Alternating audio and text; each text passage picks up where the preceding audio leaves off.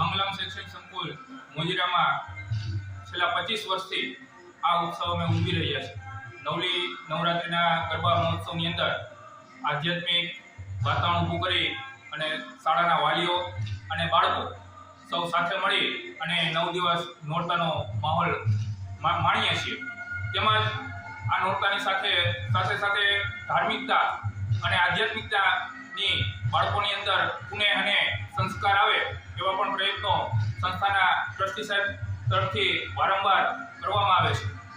આ સૌ પ્રસંગની અંદર સૌ વાલીઓ અને બાળકો રાજી ખુશીથી મહોત્સવ માણી રહ્યા છે।